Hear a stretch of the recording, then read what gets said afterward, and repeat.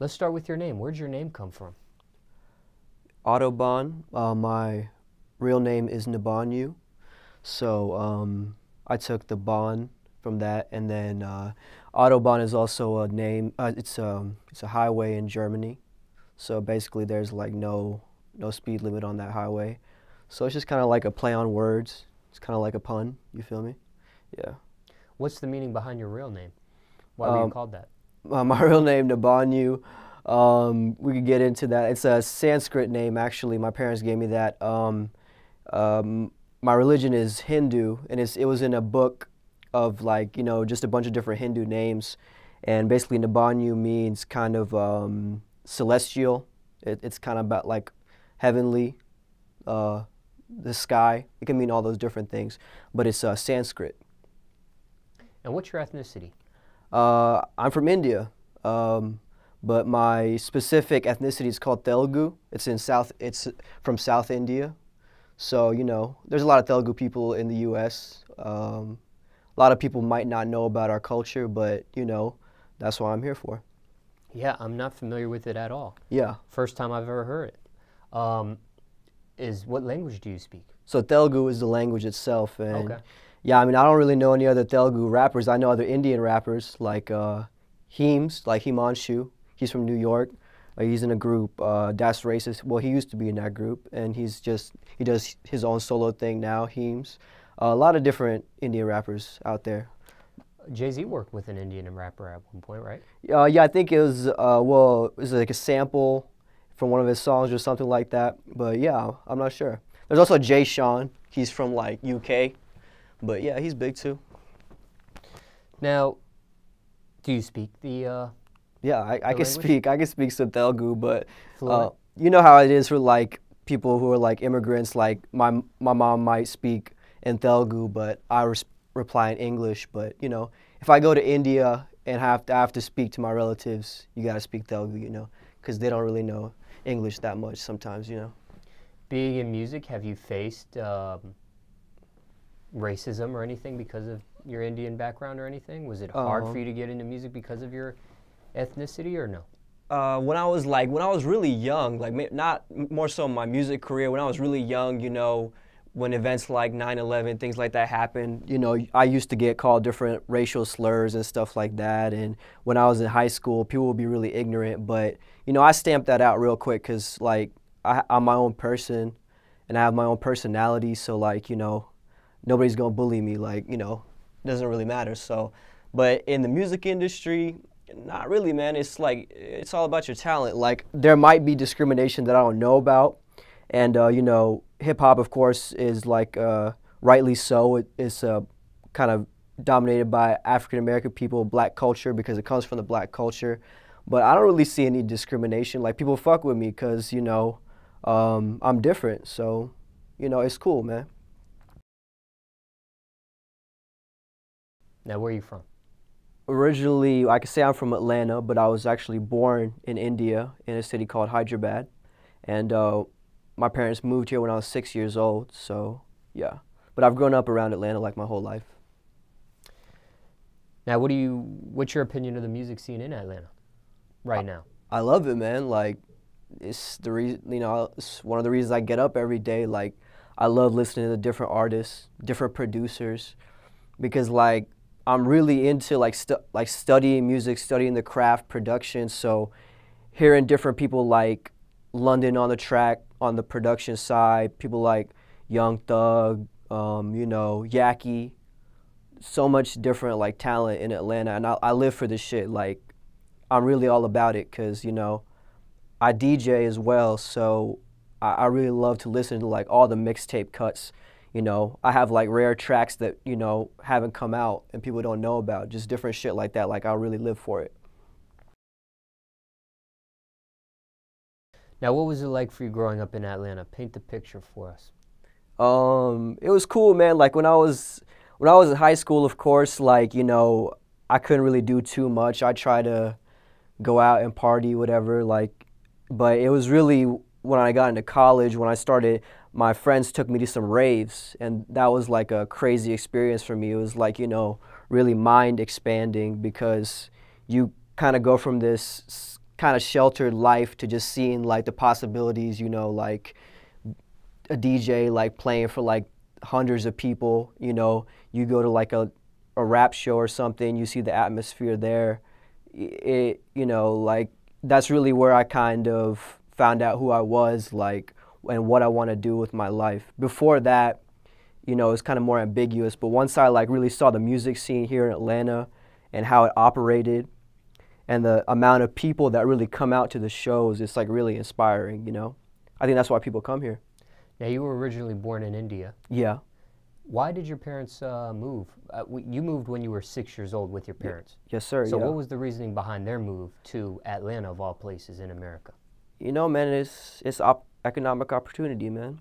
That's all I can say. Like, my dad, you know, he might not want me to put this out there, but he came to this country with just like $300 in his pocket, you know. He came here with nothing, really, and now we live in like a nice, comfortable place, you know. And so, yeah, it's really all about the economic opportunity. In India, there is a lot of opportunity, but it's also really cutthroat, you know. Like there's 1 billion people, probably 500 million people working age, so it's a lot of competition. Do you still have family back there? Do you Yeah, of course, man, of course. Like hundreds of people probably. Like when I go to India, it's hard to keep up with all the people that are your relatives, you know. But it's cool. That's what Indian culture is like, man. Like everybody is kind of your relative, even if they're kind of distant. They want to hold on to that connection, you know. So it's cool to go to India. How often do you go back? Probably like every 3-4 years, something like that, you know. Yeah. Now, was it rough for you growing up? Around here in Atlanta? Yeah. No, I wouldn't say it was rough for me, man. No, I wouldn't front like that. I think my parents did a great job of trying to make sure we went to a good school district and got a really good education. And, you know, because Indians, they value education a lot, you know. What type of student were you in school? I would say mostly A's and B's. You know, I was really bad at math, but, you know, I wouldn't want to boast, but I would say I was an intelligent person. You know, I really like to study. I don't think school or anything like that is lame, and that's not something we should really tell the youth either. Like, it's cool to be a nerd, man, especially when you're older, because it helps you be more creative. If you have no substance in your mind, then creativity is just like, you're just gonna start copying other people, you know. You gotta have some substance in your mind. Graduated high school? Yes, sir. Yeah. Graduated college? Yes, sir. I got a film degree with a minor in philosophy from Georgia State. Yeah. Now, what's your advice on college? Because somebody watching this may have, you know, questions about that and thinking about enrolling. Now, there's different options when it comes to life after high school. Some people, they say go to college. Yeah. Some people say you don't need college. Yeah. Some people say maybe a trade school is cool. Some people go to college, drop out, end up being successful regardless, like Bill Gates. Yeah. And some people go to college, get a degree, and don't even end up getting a job. They got a degree, and they end up doing something totally different.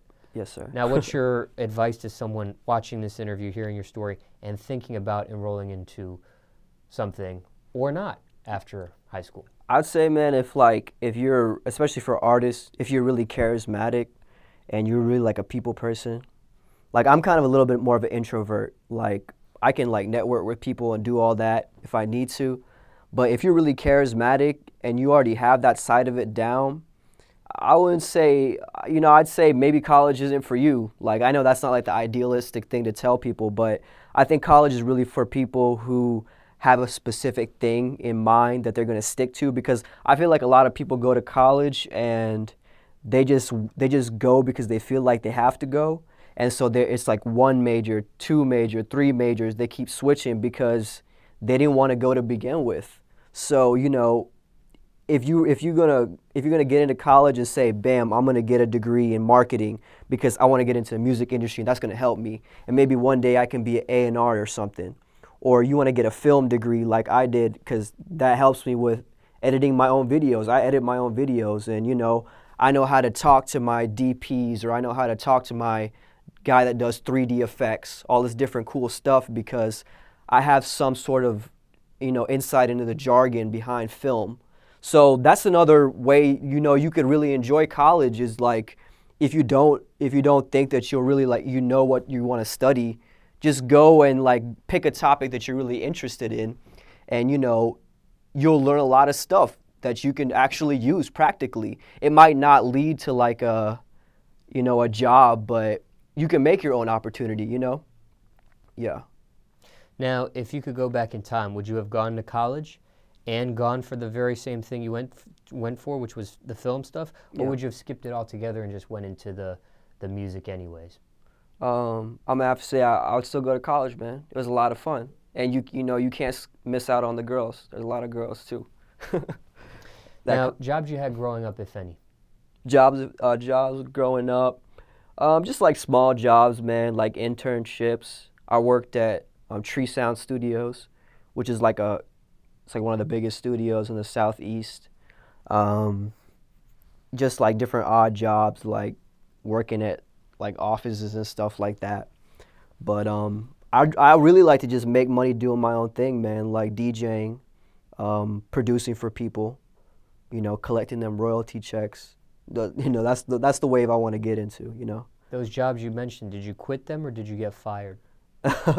From Tree Sound, I really don't want to speak on that because I don't know what happened there. Like, I don't know why they weren't fucking with me, really. Because I put in a lot of work. I was doing everything you need to be an intern, but, you know, for whatever reason, I worked there for 8 months and they never really called me back, which I thought was whack. But, you know, I'm not going to, like, badmouth them or anything like that.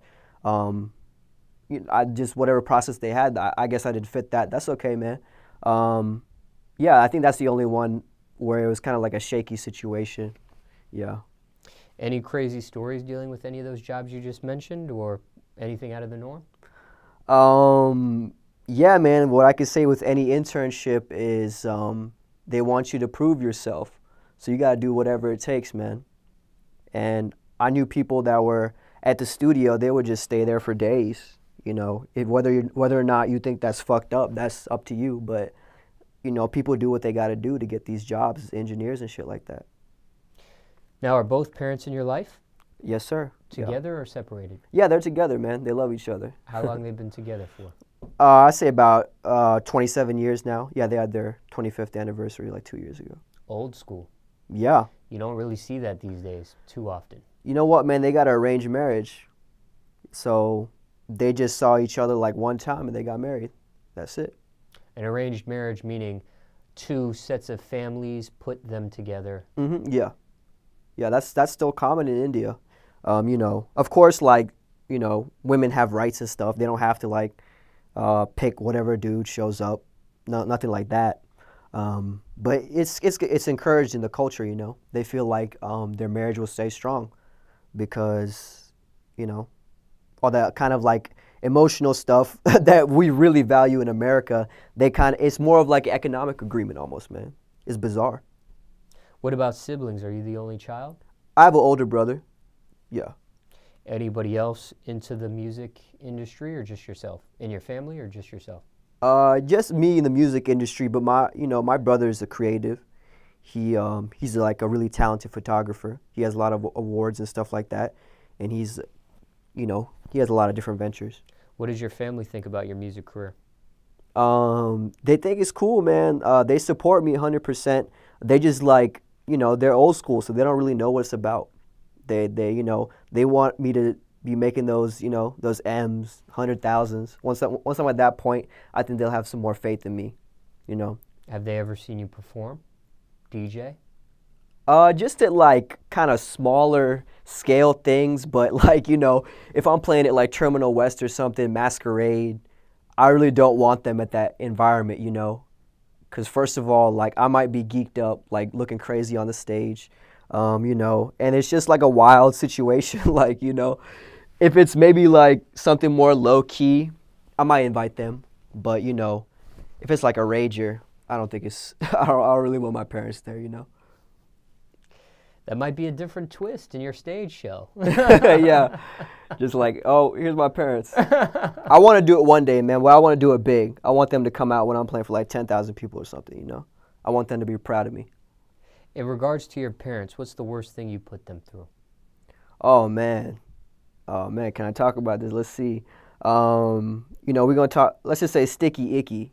I'm gonna put it coded. You know, they found a little bit of that in my room. You know, they were upset.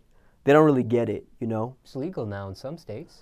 Yes, sir. Yeah. Recreational marijuana is legal in California. You know, me on the other hand, you know, you already know what I'm about. But my parents, they're old school, man, and you know, but they're cool people. That's all I can say. I'm gonna leave it at that.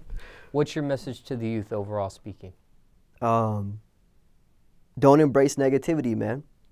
That's the cause of all the wars, all the violence, all the bullshit in the world, all the suffering, all the oppression. Don't feed into negativity. It's very easy. And you can make that decision like 30 different times throughout the day with every single thing you do, you know? So don't feed into the negativity, man. Hone in on your craft, whatever it is, you know?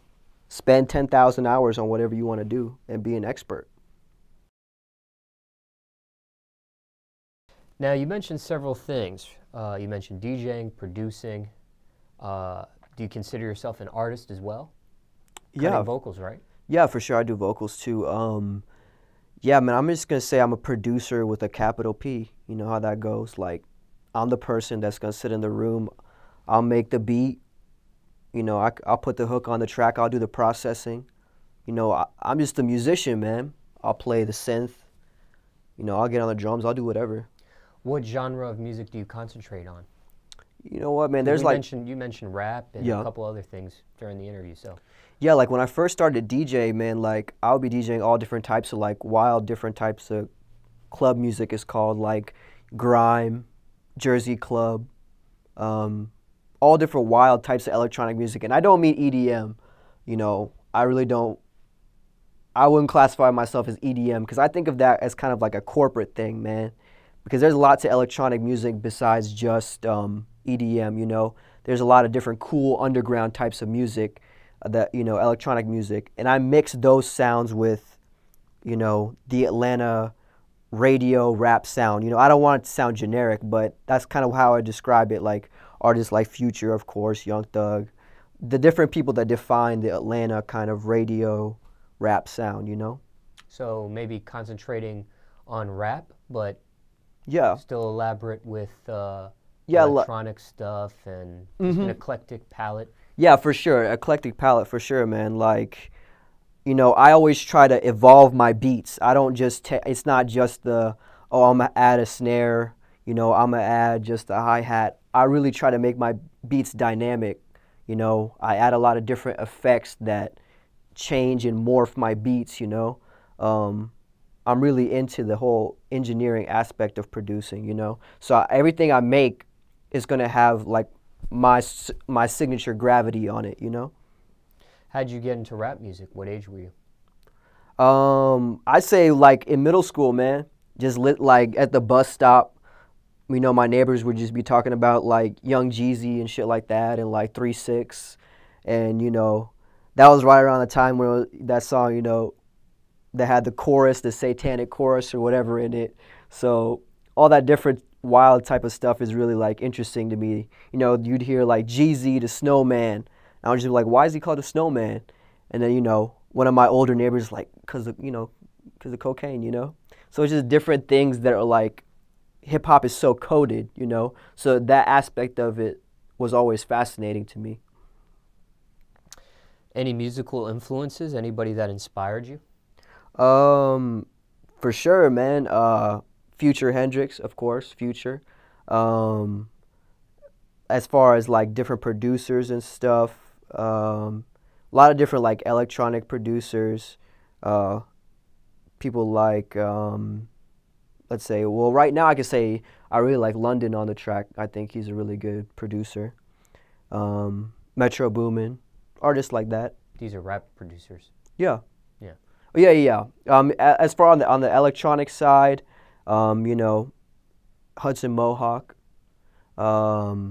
Jimmy Edgar, who's like a really prolific like techno producer. There's an artist from the UK called Bok Bok. He's like a grime artist, and well, not grime. He makes all different types of electronic music. You know, like I said before, I have a really eclectic palette. Do you remember the first beat you made, or what type of beats you were making back then?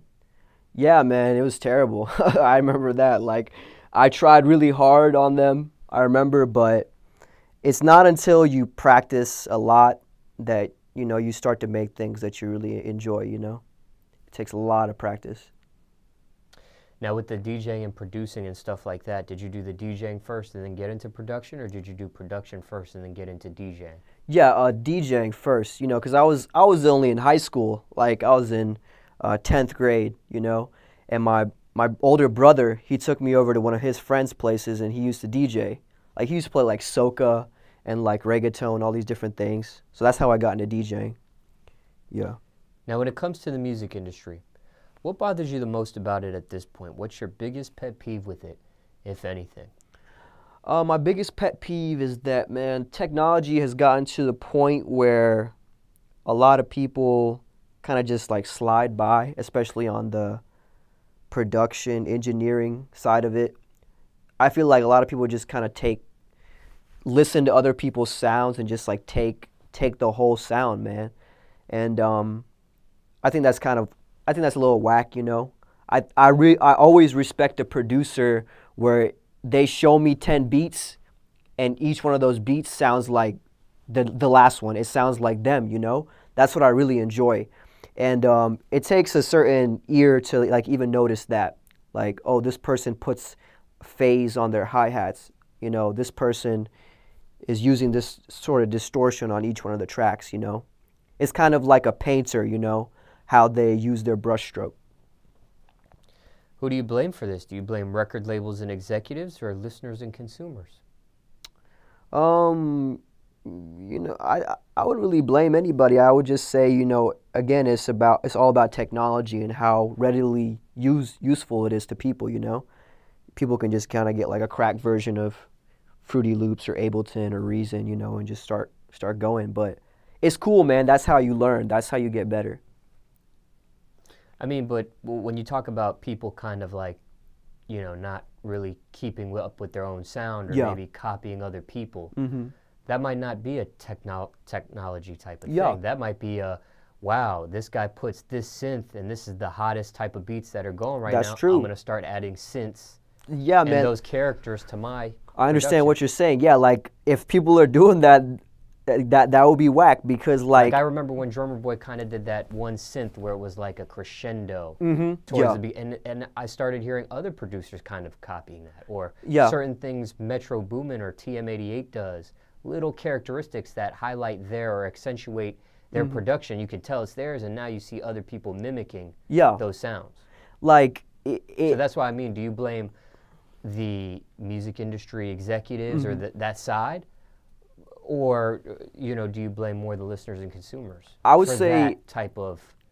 Yeah. Like, I mean, I think there could be some blame put on the execs for getting them knockoffs, if that makes sense. You know, if you want a beat that sounds like Metro, go get that Metro beat. Don't get some random dude that can make something that's kind of sounds like that. You know, and that's why it's cool when a producer, like I said before, you can go to him and his shit, everything sounds left field. It might not be the hottest sound, but, you know, you got to give kids chances to, like, put their sound in there, you know, because that's how I feel like a lot of Young Thug's producers, now they're coming up, because their sound is so eclectic in each one of his beats, especially on the I'm Up mixtape. You hear that each one of the beats is so eclectic. There's so much going on, you know. There's so many different dynamic rhythms, and that's because I think he gives people chances that aren't just making the same shit, you know, like same soft synths, like 3-4 notes. Like, it gets tiring, man. Now, when you're in the studio, what are your top 3 necessities? Top 3 things you need in the studio? Man, of course, I need a good audio interface so I can get a clean signal flow. Also need a great synth. I have a Mini Nova, which is like, you know, it's not a MIDI synth, so it has all these unique patches that not a lot of producers have. So that's how I get a lot of unique sounds in my production. And you need a really good mic, man. So I have an Audio-Technica mic, but I also like the Blue Spark. I think that's a really good mic, Blue Spark. Craziest studio story, if you have one. Craziest studio story would be, so I was hanging out in East Atlanta with one of my boys, and like he had to run up to the studio off Northside Drive, like near Howell Mill. That's like kind of in Atlanta for people that are watching from other places. And he had to make a run, you know. He went to the studio. He took us with him. And the person that owned the studio was just kind of just like giving us a tour. And he was like, yeah, you know, like we should kind of wrap it up soon because Future is going to be here. So like me and my friend, we were just like freaking out, like, damn, like Future is about to show up, like, what the fuck? So, you know, like we were like, okay, let's just go chill in the lobby. And right then Future comes in.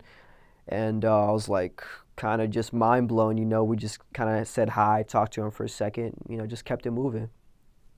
So. Now, risk versus reward. What's the biggest risk you took for your music career so far? Biggest risk I took for my music career is not being afraid to do my own style, man. Like, I know there's certain things I could do to be bigger or whatever, and you know, be obsessed with social media, do all these things, but I don't really care if, you know, I update my Twitter every like 3 seconds or whatever. I don't care about that. I want people to listen to my sound, man. If you like my music, fuck with me. If you don't, like, I don't need to be on Instagram all day, you know. Proudest accomplishment so far in your music career? More on the DJ side of things, I got the Creative Loafing Best Experimental Act. That was about like 2 years ago. I've been in like different papers, like the Sun Times, which is like a national paper, as like top like 10 DJs in Atlanta, top 100 DJs in the country.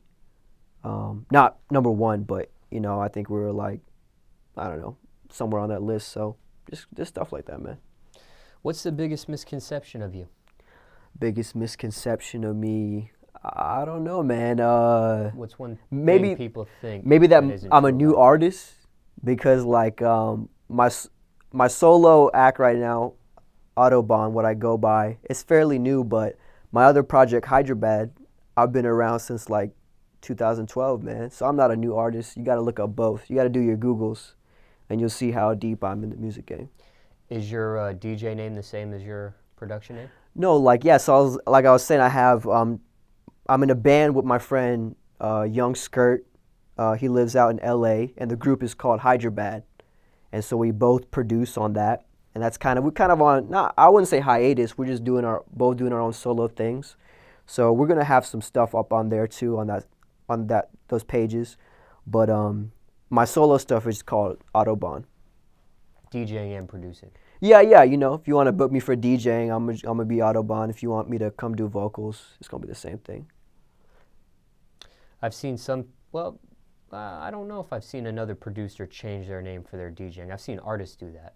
Yeah, like sometimes I get booked as Hyderabad too, to maybe go to a different city, which is cool. Like, you know, you have multiple acts. You can take advantage of that. Yeah. Now, craziest rumor you heard about yourself? Craziest rumor I heard about myself. I don't know, man. I don't know if I'm at the point where people are making up rumors about me. Maybe just like people talking shit on World Star or something. You know, just like that. No rumors, really. Do you care what people think of you? Not at all, man. Why not? 0%. Because, you know what, man, like I was saying before, I'm such an introvert. Like, I really like just different topics, a lot of different like intellectual stuff. So I'm not really on that wavelength of just thinking about group think, you know? I don't care what the group is thinking. I don't care what, you know, critics have to say. I'm confident in myself. What are your keys to success? The keys. Okay. Keys to success, you got to put in your 10,000 hours, man. I don't care who you are. I don't care if you're supremely talented or, you know, you have minimal talent.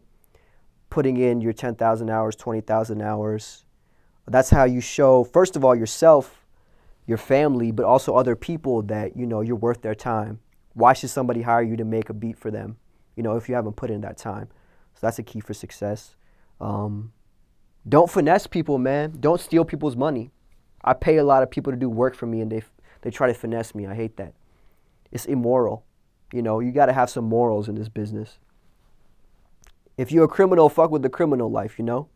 Do that. But in the music industry, it's a business, man. People are trying to make money. They're trying to buy houses and shit. They got real life things to do.